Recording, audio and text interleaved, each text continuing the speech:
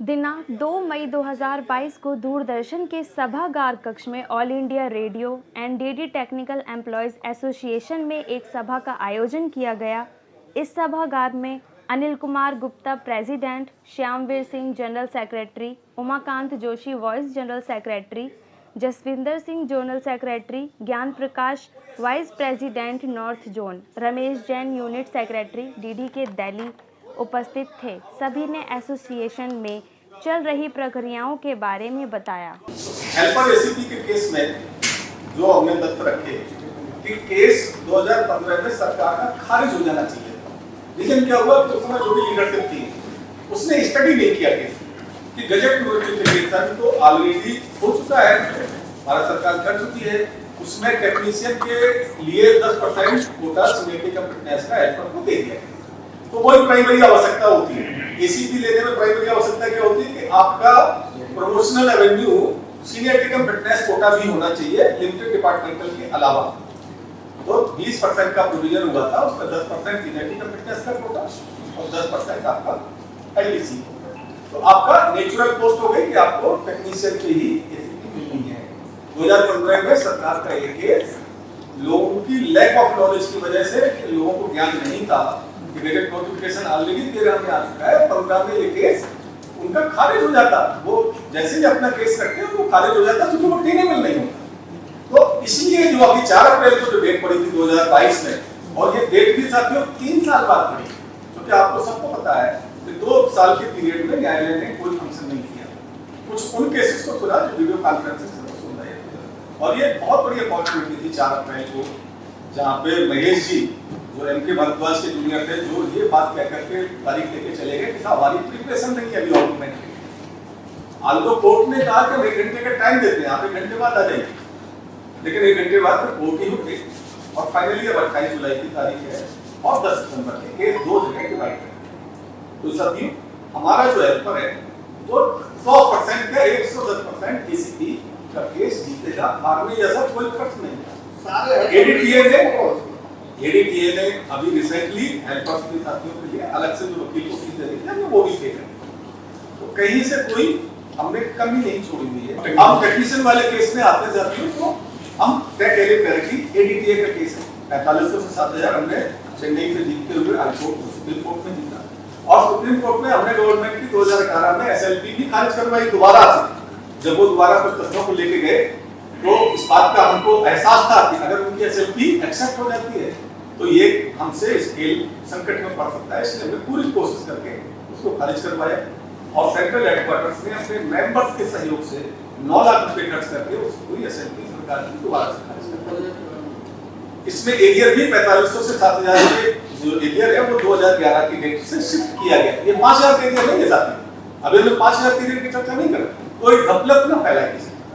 जो एरियर का डिफरेंस मिलना है वो 2014 की जगह 2011 से मिलना है, और वो 4500 से 7000 के। मर्जर वाली स्थिति है कि मर्जर वाले में जो हमारे टेक्निकल के या इंजीनियरिंग मैनेजमेंट के जो लोग वो क्या करते हैं, हमारे बारे में थोड़ा सा कुछ छोड़ देते हैं कमी। तो उसकी वजह से क्या हुआ कि 2 बार फाइल मिनिस्ट्री ऑफ एक्सपेंडिचर से वापस आई। इस बार जो फाइल बनके गई है वो कंप्लीट है और मिनिस्ट्री पहुंच चुकी है, और मंत्रालय में चूंकि 2 सेक्शन से अप्रूवल होता है, एक आपका बीएई सेक्शन अप्रूवल करता है, उनका एडिशनल सेक्रेटरी करता है, फिर आईएफडी का एडिशनल सेक्रेटरी करता है। इसके बाद वित्त मंत्रालय जाते हैं। वित्त में ऐसे मान के चलिए कि जिस दिन आपकी फाइल क्या रिसीव होती है उसके 20वें दिन उसका नंबर आता है, क्योंकि फाइलें वित्त में सभी ये मंत्रालयों से आती हैं, तो एक सीरियल नंबर लग जाता है और वो इलेक्ट्रॉनिक नंबर के हिसाब से फाइल आपको उठाएगी। तो जब यहाँ से वहां निकलेगी तो वहां से 20 दिन का क्लिक शुरू होगा, 20वें दिन आपकी फाइल शुरू होगी और 1 हफ्ते में। और इसमें भी आपको देखना कि जो नाम है जूनियर ब्रॉडकास्ट इंजीनियर वो सोनली एडीटीए ने माना था, और वहाँ पे जो एडीजी थे एडमिन, अब यहाँ से नहीं है सचिवालय में, गुप्ता जी आज भी हैं, मैं उन्हें धन्यवाद दूंगा, मैं पीछे से भी और पैसे भी सामने भी मैं उनको थैंक्स करता हूँ। उन्होंने इस डिमांड को एक्सेप्ट किया, जूनियर ब्रॉडकास्ट इंजीनियर पूरा काया पलट जाएगी इस कैडर की, टेक्नीशियन कैडर। जिस दिन ये मर्जर आएगा कुछ साथियों को होता है कि हमें क्या ज्यादा लाभ मिल जाएगा।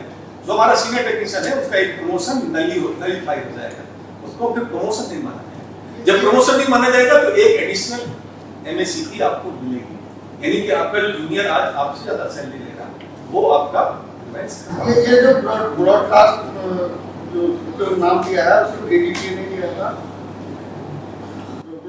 जूनियर ब्रॉडकास्टर जूनियर, तो आपका स्केल में जस्टिफाई होना चाहिए सर। और जो बाकी किसी असिस्टेंट ने उसका अपोज किया था और हेल्पर का नाम लिखा था ब्रॉडकास्ट असिस्टेंट। टेक्नीशियन का जो मामला है कि वो हम इसको जैसे ही जूनियर ब्रॉडकास्ट इंजीनियर होंगे 5000 का स्केल आपका नोटिफाई होगा, जितने पीछे के आपके अपग्रेडेशन और दुनिया भर की चीजें हैं वो खत्म होंगी, सुंदर हो जाएगा, 4 कैडर पर हो जाएगा।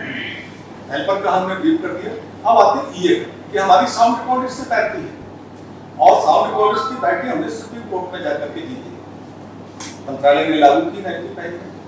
उस समय पंचम वेतन आयोग भी चल रहा था और जो प्रेजेंट लीडरशिप थी उस समय 95 में उसने इस बात का कतई ख्याल नहीं किया कि जो इंजीनियरिंग असिस्टेंट को 2000 से 3200 का स्केल मिला है वो क्लास बी कैडर का है उस समय, और क्लास बी कैडर की जो क्वालिफिकेशन होती है वो डिग्री इन इंजीनियरिंग, उसको अपग्रेड कराने की जरूरत है, वो नहीं करे। पंचम वेतन आयोग ने रिकमेंड किया कि हम इसके स्केल को डाउनग्रेड करते हैं, लेकिन 30 सितंबर 97 का गजट नोटिफिकेशन द्वारा भारत सरकार ने कहा कि हम आपकी रिकमेंडेशन को स्वीकार नहीं करते। साथियों ये बात हर व्यक्ति को दिमाग में रख लेनी चाहिए कि जो भी रिपोर्ट का पैरा स्वीकार नहीं करती सरकार उसे लागू नहीं माना, यानी कि जो पंचम वेतन आयोग की जो रिकमेंडेशन है वो नलीफाई हो गई। 30 सितंबर 97 का हर साथी लिख ले कि उसने गजट नोटिफिकेशन किया था फाइनेंस सेक्रेटरी के सिग्नेचर से है, किसी अंडर सेक्रेटरी से भी नहीं, गवर्नमेंट रेजोल्यूशन था कि हम स्वीकार नहीं करते, फास्ट ट्रैक कमेटी बनेगी। फास्ट ट्रैक कमेटी ने अपनी रिकमेंडेशन दी, DOPT ने अपनी रिकमेंडेशन दी। 6 सितंबर 97 की भारत सरकार की कैबिनेट में ये का स्केल रखा गया, उन्होंने कहा कि इनको नॉर्मल रिप्लेसमेंट स्केल के लिए जो DOPT की एक प्रारूप दिया हुआ है इंक्लोजर उसको लागू इम्प्लीमेंटेशन शुरू। अब आते हैं SCA का स्केल। SCA का स्केल शशिकला सेल्वराजन में 2000 से 3275 दिया गया 2002 में सुप्रीम कोर्ट के आदेश से।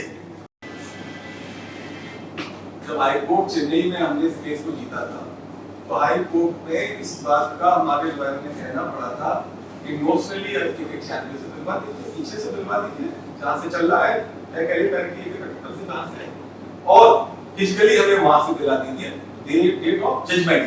लेकिन उन्होंने क्या किया कि फाइनली जब असेंबली खारिज हुई तो 2014 में तो उन्होंने कहा 2014 से फीस करें, लेकिन हमने फिर जब कंटेम्प्ट फाइल किया कि हमने केस तो जीत लिया था 2011 में, तो 11 से लेकर इसलिए जो अभी एरिया का जो लेटर आया था वो आया था 2011 से 4500 से 7000 केस के 5000 केस के से उसका कोई नहीं, और लोगों ने जो कंफ्यूजन क्रिएट करी आइटम वाले और वो आपको दुश्मन है, तो उन्होंने कहा कि बहुत अच्छा गलत पहले दी, जबकि गलत पहला की जरूरत नहीं, पीछे जो सी एक बार लिख दिया तो कुछ मेंबर हमारे पढ़ा दे करे आप ऐसे कैसे लिख सकते हो, तो 5000 के रिश्ते हां हेल्पर वाले अगर ये वही सुन रहे हैं बाकी सब सुन रहे हैं एजेंसी रीडिंग सुनो, आपको ओरिजिनल मेंशन में क्या है, अकेले हेल्पर वाली बात करते हैं मैं इसको क्या प्रोविजनल पेंशन कैसे खत्म हो जाएगा कि टैग एलिमेंट की सुप्रीम कोर्ट का स्केल, इसलिए एप्लीकेशन से 2599 से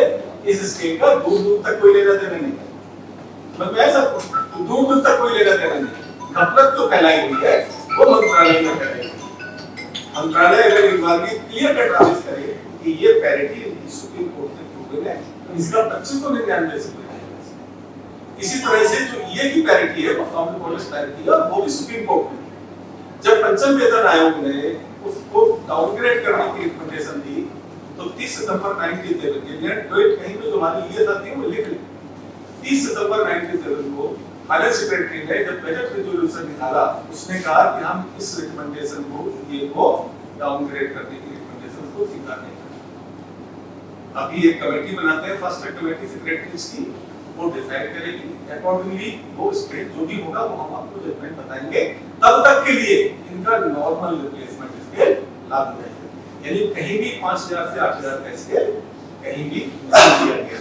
और इसलिए अभी पीछे आरके रिप्लाई द्वारा जो चीजें सब लगाई उसमें ये क्लियर हो गया कि 5000 से 8000 का कोई भी स्केल कभी भी ये का नहीं था, न नोटिफाई हुआ, ठीक है। तो जब ये दोनों ही स्केल हमारे सुप्रीम कोर्ट के द्वारा आए तो इसका 2599 के अपग्रेडेशन से कोई लेना देना नहीं। दूसरी बात है कि एडीटीए एक एथिक्स पे काम कर रही है कि हम आपकी लीडरशिप कर रहे हैं, आपकी हमारे सबऑर्डिनेट इंजीनियरिंग कैडर की हमारी एसोसिएशन है, हम सबऑर्डिनेट इंजीनियरिंग कैडर के वेलबींग की, उनके वेलफेयर की बात करेंगे। हम बाकी को भूल जाएंगे, हमसे कोई लेना देना नहीं, क्योंकि हम परिवार के सदस्यों का ख्याल रखेंगे। परिवार से बाहर के सदस्यों का हमारे से कोई लेना देना नहीं कि टैक्स क्या ले रहा है, फ्लोर मैनेजर की हमें क्या बचत करनी है, हमें कुछ बचत। ये वही मसला यहाँ से दफ्तर पैदा हुई कि जब ये को सामने की मिली, पहले की पैरवी ऑलरेडी हम लोग कर रहे थे, तो 2599 का जन्म हुआ। क्योंकि जब इनको फायदा लेना होता है प्रोग्रामर को, तो वो हमारे साथ कंधे से कंधा मिलाने की बात करते हैं। और 2599 का जन्म प्रोग्रामर्स को बेनिफिट देने के लिए हुआ। सबऑर्डिनेट इंजीनियरिंग कैडर के जो लोग इसके लेके आए थे वो सुप्रीम कोर्ट से आए। तो टेक्नीशियन वाले केस में हमने एसएलपी दूसरी बार भी खारिज कर दिया सरकार 2018 में, अभी ज्यादा दिन नहीं हुए। और जब 2018 में खारिज हुई थी तो उस समय भी हमारा 9 लाख रुपया सुप्रीम कोर्ट में खर्चा हुआ, क्योंकि सुप्रीम कोर्ट की जो हियरिंग होती है, एक हियरिंग लगभग 1.5 लाख रुपया पर हियरिंग का खर्चा नॉर्मल कोर्ट में आता है। तो क्या आप सीनियर एडवोकेट खड़ा करेंगे, और सीनियर एडवोकेट की प्रेजेंस की फीस है, आपका केस सुना जाए चाहे ना सुना जाए। अगर वो कोर्ट में तारीख है और वकील आ गया है, फिर चले गेट पड़ जाए, कुछ पड़ जाए, आप जो फीस है वो पहले जमा करनी होगी तब वो करा। तो 2 लाख रुपया हमें तो प्रोविजनल पेंशन हम धराशायी करना चाहते हैं, मूल रूप से अटैक करके जड़ का इलाज करिए। सिर्फ इसका इलाज मत करिए कि प्रोविजनल पेंशन जनरेट कहां से, यही से भी जनरेट हुई कि आप अपग्रेड करें। 2599 से हम की लड़ाई बिल्कुल नहीं लड़ेंगे। यहाँ जितने साथी बैठे हुए कोई कहे कि 2599 कहां से बेनिफिशियल है, हम उसके साथ डिस्कस कर सकते हैं, उसके साथ आर्गुमेंट कर सकते हैं, हम उसके साथ आर्गुमेंट करने को तैयार हैं। 2599 का रेलेवेंस अगर आप लेंगे, इसका मतलब कि आप परिवार से बाहर के सदस्यों की लड़ाई लड़ रहे हैं। आप फ्लोर मैनेजर की लड़ाई लड़ रहे हैं, आप टैक्स की लड़ाई लड़ रहे हैं, आप टैक्स की लड़ाई लड़ रहे हैं। हम लड़ाई कर रहे हैं यहाँ पे टेक्नीशियन की एलिजिबिलिटी की, हमारा ये भी सामने और इसकी बैठ हम लोग वहां से अब हेल्पर पे थोड़ा सा आ जाते हैं। जनरल सेक्रेटरी साहब कहते हैं उसको कमेंट हेल्पर साथियों में एक भ्रम फैलाया गया, जिससे भी फैलाया जब किसी का ऐसे नजर निकलती है कि भाई ये जो टेक्नीशियन है वो हेल्पर से ही टेक्नीशियन का और कैटरिंग जी के साथ ही और जो एलिजिबल लोग थे उनको भी इंप्लीमेंट हो जाने के बाद सभी आरती और एडीटी दोनों भी इस केस को जीता हुआ था। तो अब ये हुआ कि बीसीआईआर ने निर्णय लिया कि बहुत बड़ा एडमिट हो गया या पूरे हेल्पर्स को हमको इसकी व्यापक को देनी पड़ेगी। सो 2015 में हमारे जो जीते हुए केस थे कैट द्वारा उनको चैलेंज कर दिया हाई कोर्ट दिल्ली में। अब मतलब कहां से पैदा हो गई, जब इस केस को हमने ऐसे टेकअप किया, जब हमने लीडरशिप किया, सेंट्रल लीडरशिप किया, हमने देखा कि गड़बड़ कहां जा रही है। गड़बड़ यहां जा रहा है कि 2015 में जब गवर्नमेंट गई थी आपको चैलेंज कर, ये केस तब भी चैलेंज नहीं हो सकता था, क्योंकि 2013 में प्रसाद भारती ने अपने रिक्रूटमेंट रूल्स फाइनल किए थे टेक्नीशियन को लेकर, और उसमें हेल्पर को 10% का सीनियरिटी का फिटनेस का कोटा ऑलरेडी सरकार दे चुकी थी। तो ये कहना कोर्ट में 2015 में कि इनका सीनियरिटी का फिटनेस का कोटा एग्जिस्ट नहीं करता, इसलिए रेसिपी नहीं मिलेगी। दूसरा मैंने एक हफ्ते और फैलाने की कोशिश करी, हेल्पर जो होता है वो एडमिन में भी जाता है, ऑप्शन अवेलेबल है एडमिन का एग्जाम दे लेगा, बट वो उसका प्राइमरी चैनल नहीं है, प्राइमरी चैनल उसका टेक्नीशियन की साइड है। और ये 2013 में खुद मिनिस्ट्री ने नोटिफाई कर दिए, विजिट नोटिफाई कर दिए। किसी भी साथी ने उस समय जो लीडरशिप नहीं उसने इतना नहीं पढ़ा, विजिट नोटिफिकेशन हो चुका है, इसमें हेल्पर को 10% सीनियरिटी का फिटनेस कोटा भी मिल गया है। तो फिर 2015 में केस कैसे एडमिट हो गया सरकार का? केस तो एडमिट होने लायक ही नहीं। अब आते हैं दूसरी बात पे कि सरकार ने वो कर दिया और सरकार को इसमें मिल गया कि भाई हेल्पर को एसीपी 4200 ग्रेड में मिलना दी जाए। अब किसी ने उस पर रिप्लाई लगाने की हिम्मत नहीं जुटाई, क्योंकि लोग डरे हुए थे, खासतौर से जो साथी जो जिन्हें मिल गया था उनके अंदर ये मन में भ्रम था कि हमारा सीनियरिटी का फिटनेस कोटा नहीं है, हम अगर ज्यादा कुछ करेंगे तो हमारे लिए नहीं है। उस दफ्तर का परिणाम क्या होगा? 15 से 22 आ गए, 7 केस को रन कर रहा है।